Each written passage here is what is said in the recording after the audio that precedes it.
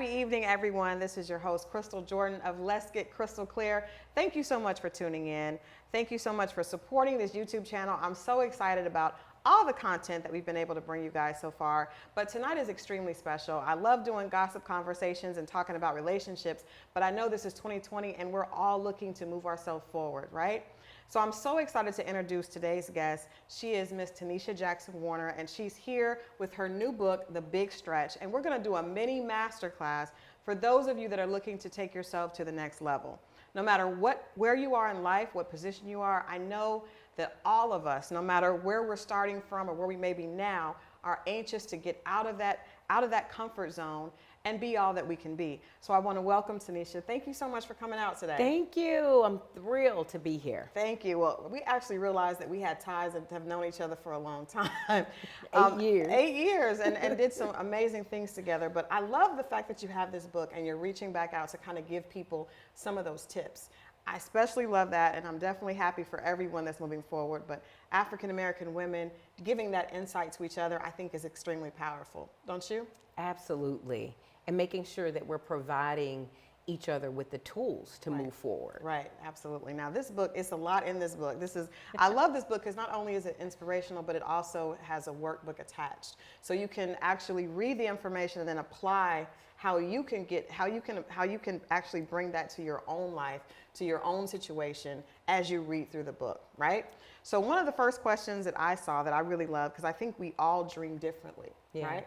So I want you to talk a little bit about how you can know what type of dreamer you are and how you can be successful with that type of style, that type of dream style. Absolutely. So for all of you out there, it's 2020. Everywhere you turn, it's it's time to have 2020 vision and move forward, right?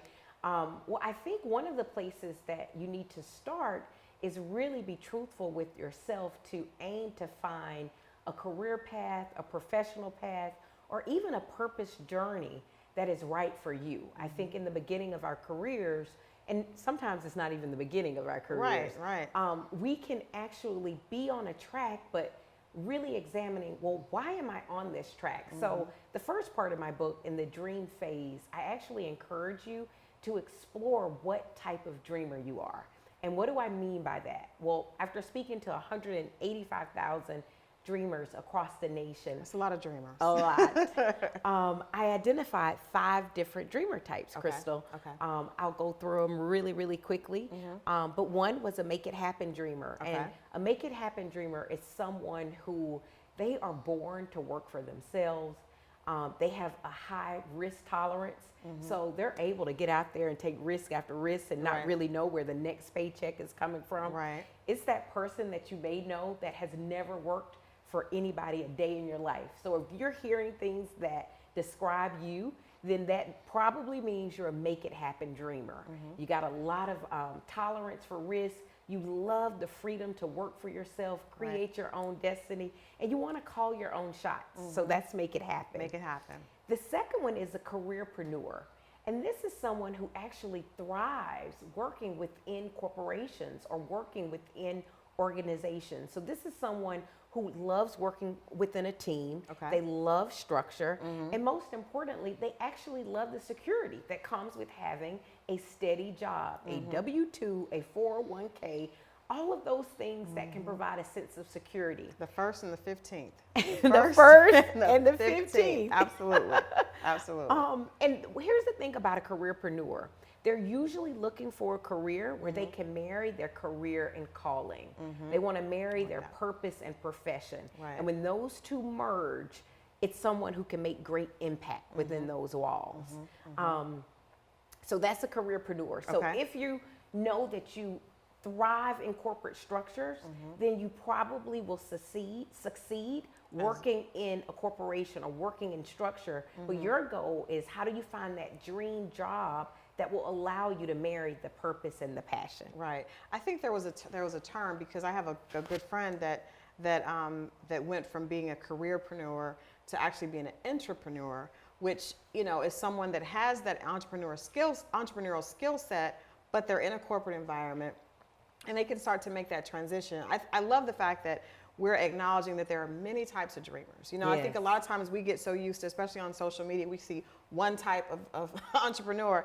And I'm here to tell you that that is not realistic often. You know what I mean? Just thinking I'm a girl boss and it's all Louboutins and Mercedes AMG, and that's not a realistic. At least, you know, I know that there are some people that are doing very well, but it's not realistic to think that that's everybody's path, right? Exactly, and that's why I wanted to create this profile assessment to say your dream is as unique as you are, and you shouldn't feel pressure to walk one particular path because that's what society expects of you. Or maybe that's the pressure that you put on yourself from watching those around you. There you go. That's it. So make it happen. The careerpreneur. Number 3. Number 3, I will do, you got this thing really fun. I think I'll do the activist dreamer next. Okay. So an activist dreamer is someone who really thrives in solving societal problems. This is someone, they will see a problem in the world, but it's not enough for them just to see that problem. They must do something about it. Within the book, I had an opportunity to interview really iconic people. One is a lady by the name of Christine Kane, which she's one of my favorite speakers, ministers. I'm familiar. She's just like a rock star. Well, Christine had a really thriving career, and one day she was going through an airport and she saw all of these signs of young girls on the wall. Well, she looked at these young ladies and she said, what's going on here? Are they missing? But they were actually people that were being involved in human trafficking. And she said, wait a minute, sex trafficking, human trafficking, what's going on? This is a form of slavery. Well, for her, she couldn't just see that problem. She actually created a solution. And there's an organization she started called A21. And they're actually now fighting human trafficking globally across the world. So you'll know if you're an activist dreamer if you see problems in the world and they actually bother you to the point where you need to do something. It incites you to make change, and we definitely need people like that that are drawn by their passion. There's a young lady that has a company called Gooder Here that helps to feed hungry people, which we definitely need to do. She found some amazing ways to use apps and technology to help solve hunger issues. I have another girlfriend that left a really lucrative job to go work in education and politics. You know, people that are driven by their passion usually have like a non-profit type of feeling to it, but it's definitely needed because we need people that have a passion for that, you know? Okay, so activist, no, we have the make it happen, careerpreneur, activist, number 4. All right, we will do the CEO dreamer next. So a CEO dreamer is someone that has actually worked within a corporate structure for a number of years, and for them, they know that at some point they want to take the experience that they've received from the corporation and actually do it for themselves. So I have a perfect CEO dreamer that I can introduce you to. We just talked about this. So maybe Christal, talk about the way you actually started within. Well, I didn't start out by flexing on Instagram. That was not the start.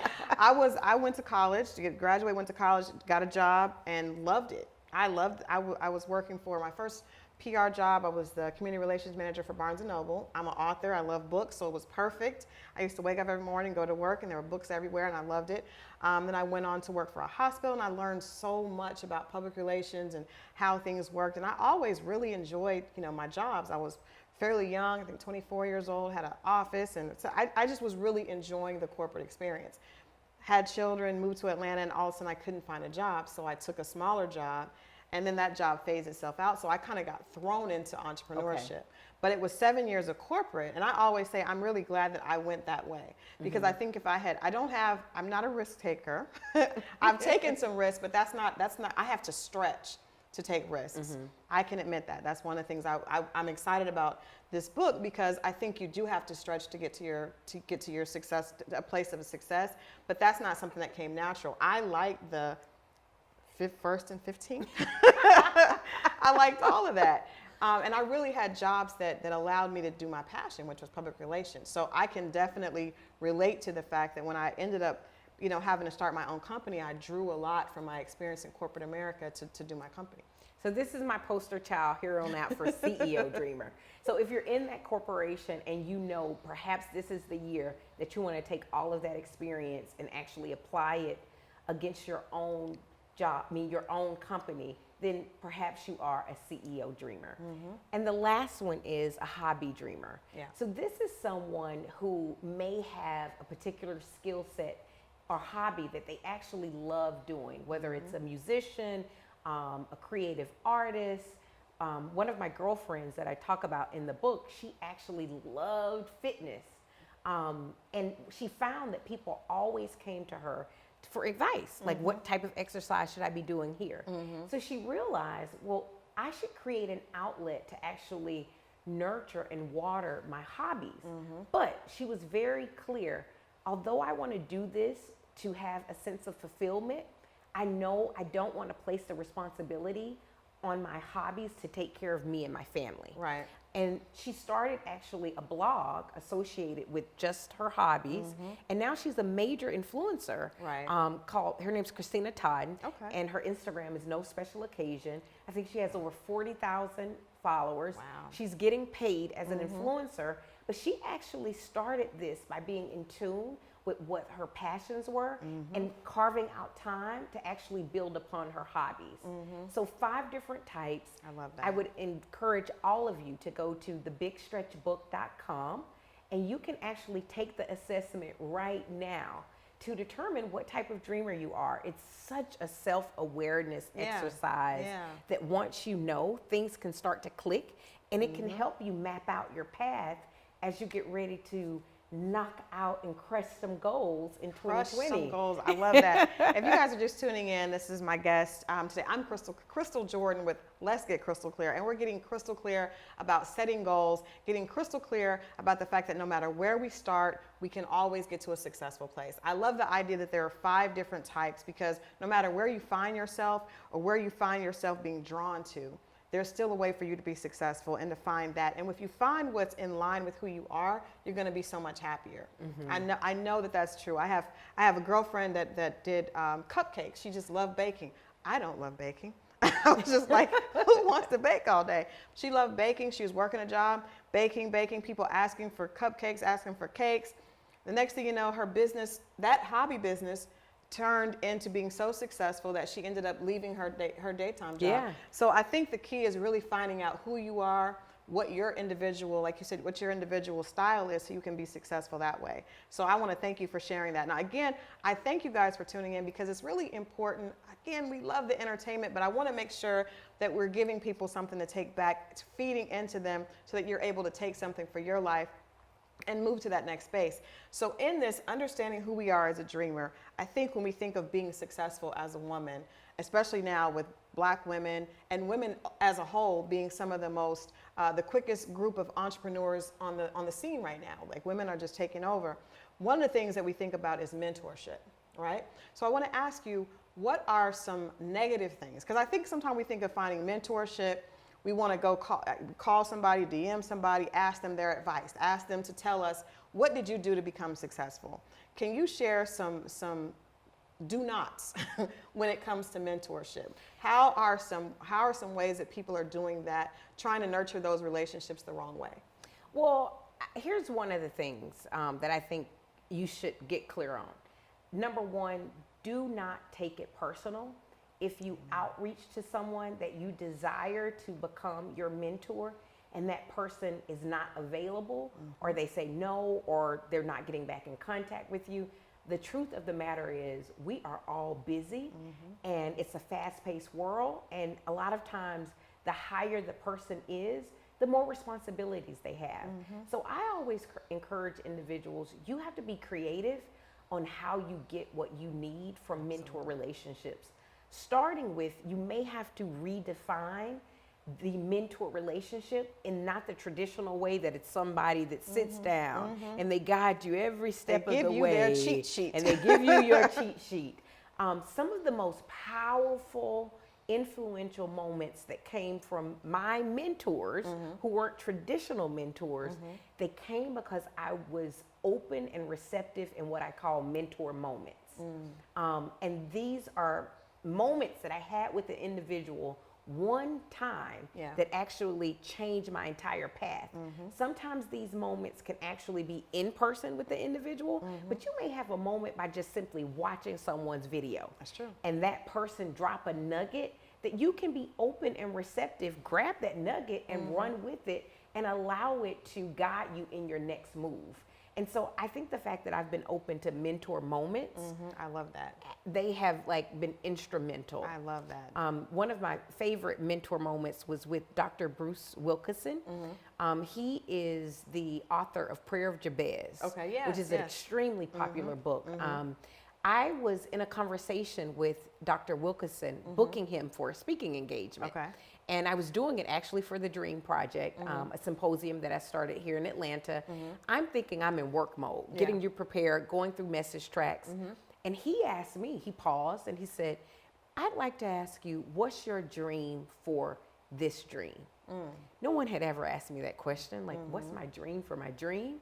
And I started to think, and I threw out this answer, well, my dream for this conference is to maybe reach 1,000 people next year. And he looked at me. Well, he didn't look at me. It was on the phone. It was a long pause, though. And I said, did I say something wrong? And he said, my, how small you hold our God. And that one moment. Take it and run. I already know. That one moment, it basically said to me, number one, you have limitations on what you can achieve based on what you think you can do in your own strength. Right. But it opened me to this level of expansion, of inviting God in and not putting limits on what was possible. I love that. That I found myself years later in a partnership at MegaFest. And that attracts over 100,000 people. So I started with my little 1,000. And God exponentially grew that. I love that. Open to the mentor moment. Absolutely. So the takeaway is do not be confined to the traditional mentor relationship. Be open, redefine it, look at someone's video, look at their Instagram, grab a nugget and run with it. And do not think it has to be this, come on with me, I'm gonna walk you down the road. Sit down and have dinner with me. Absolutely. Wow. I love that. Now I want to ask you, I know I want to make sure that we cover some key points. And another thing that I liked in this book is that it's a very candid conversation between Teneshia and yourself. But it's hard. We talk a lot about balance when it comes to women, especially because most of us are trying to balance home, children, spouse, work, and then yourself, right?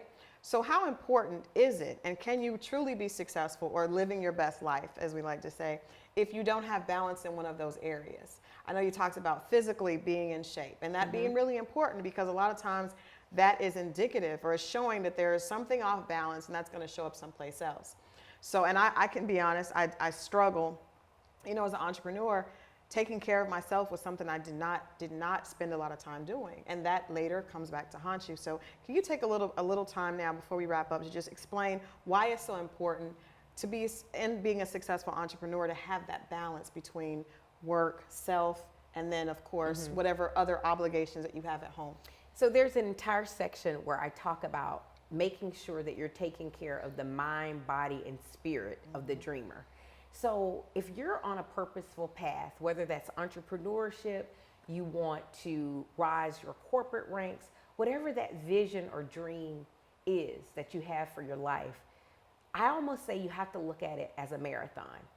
And if you're starting out where you're running, and you're not taking care of a particular area, just what you said, it will eventually catch up. That's something, the mind, body, and spirit, and taking care of those three components was something that I learned the hard way. On a number of occasions, probably 3 different ones over my career, I hit a burnout where it was go hard. And then if you go online, think about it. It's grind, go hard or go home, don't sleep. You need to sleep. That is not cool. You need to sleep. You need to sleep. Yeah. And so I was kind of bought into that level of hustle, and I found myself burned out. Yeah. But if you think about it as a marathon and you say, if I want to ultimately finish this journey, then it's a part of my responsibility to put self-care as a priority. And then I know I'm being the best for the long term in this dream journey. I'm also being the best for my family. Right. And so it really matters. I talk to different types of dreamers, not just my journey. I featured an NFL player in this chapter.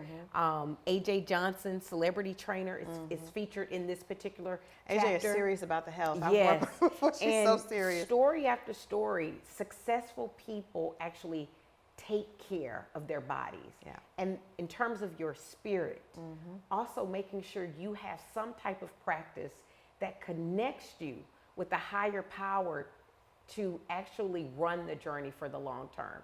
So for me, I'm a Christian. It's very important for me to do my devotion. I am constantly, whether it's my TD Jakes or Joel Osteen's, I'm fueling my spirit because then I know I can do all things through Christ. Yes. And it really fuels me when I go out into that work world. And so all of those matters, mind, body, and spirit for the long term. And trust me, take it from what you just heard from Ms. Christal, myself, many of the dreamers in the book. You don't have to learn that the hard way. Yeah, you don't have to learn it the hard way. I love that. So you guys, I want to thank you so much for coming here, and thank you for writing this book. I think this is going to bless a lot of people.